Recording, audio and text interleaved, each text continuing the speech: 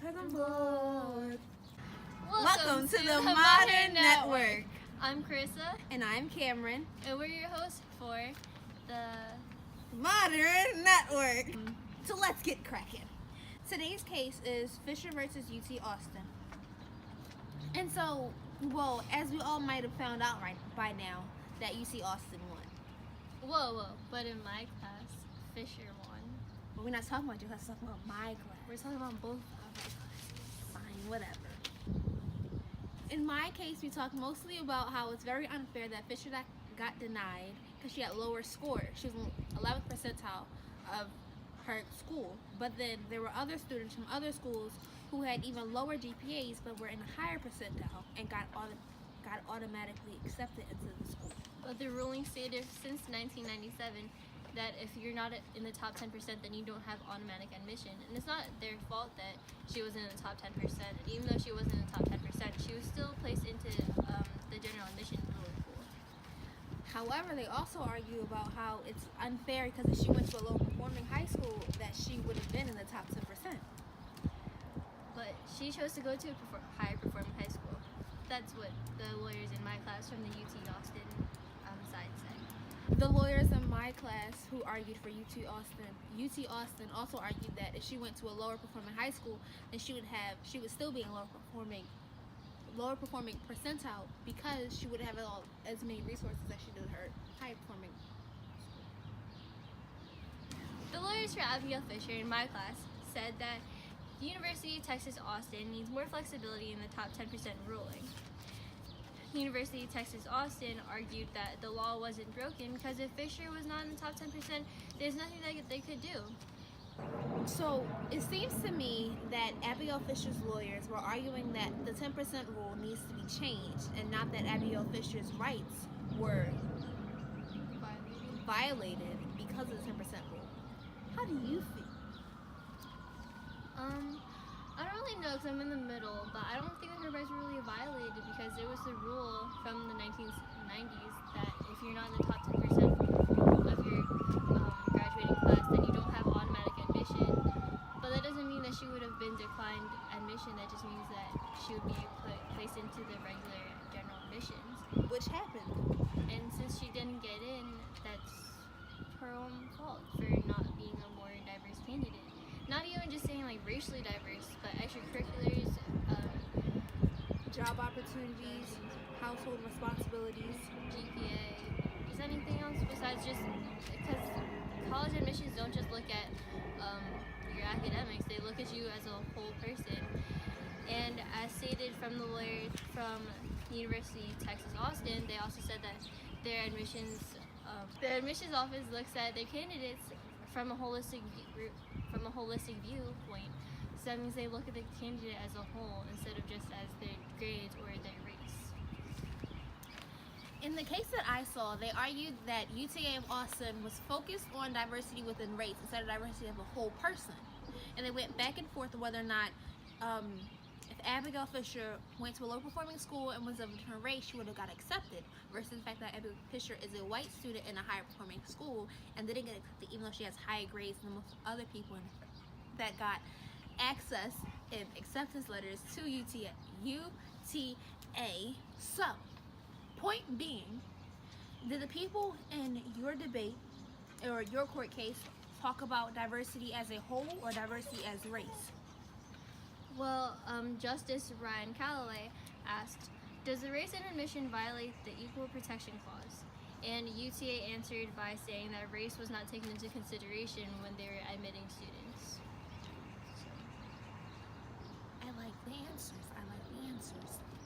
So in your personal opinion, not that you have to give it or not, but do you think that UTA should have won or that Abigail Fisher had the right to win in your case? I think they should have won because I don't see how University of Texas Austin violated her Equal Protection Clause because they weren't racially profiling her and she didn't make the top 10% rule, so her not getting admitted was her own fault. Abigail Fisher had other schools or other universities out there that would have taken her.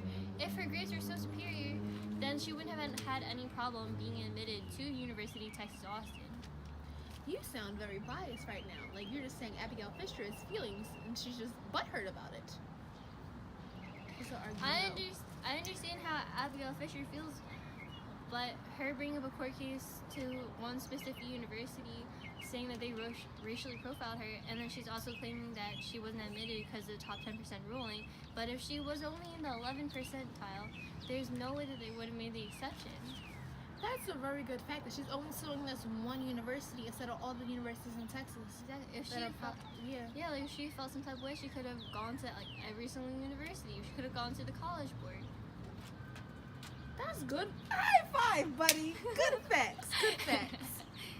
And that, I think, concludes our session on the Modern Network.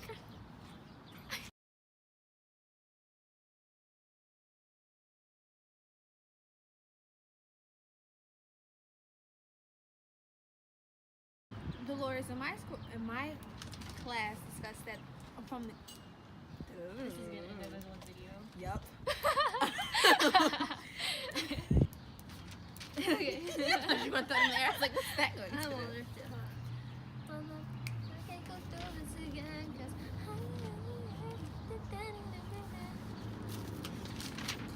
okay. Well. Wait, hold up. Well.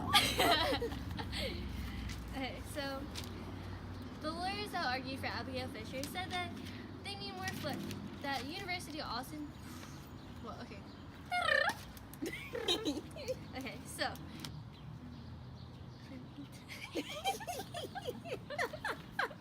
I can't think on the spot. What if he eats a rock? You sound like you're 6. Campy, no. Good job. I was thinking to come back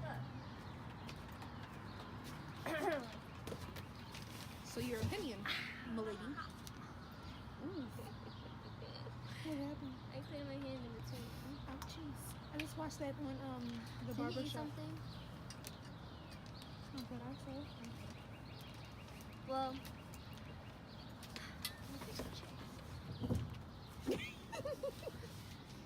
What'd you say?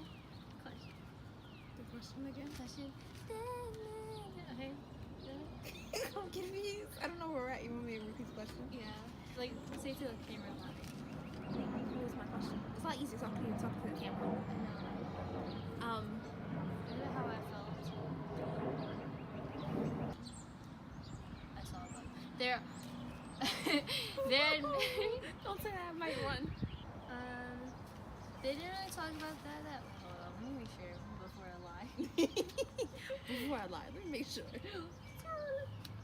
It's not lie directly to the people. You said that her extracurriculars. Did they talk about the difference between diversity within race and diversity within the person? My toes look atrocious. They didn't really wait. Just repeat your whole question, but louder. In the case that I saw, they talked about diversity. They talked about whether or not UTA of Austin. Oh, snippets. What was my question?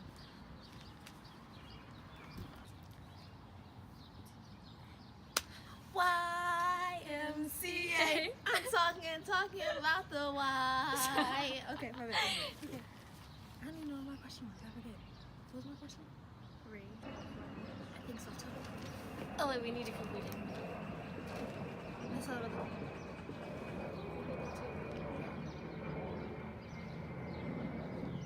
So, from what I've seen during my court case, I think that Gotta get it bumping, jumping.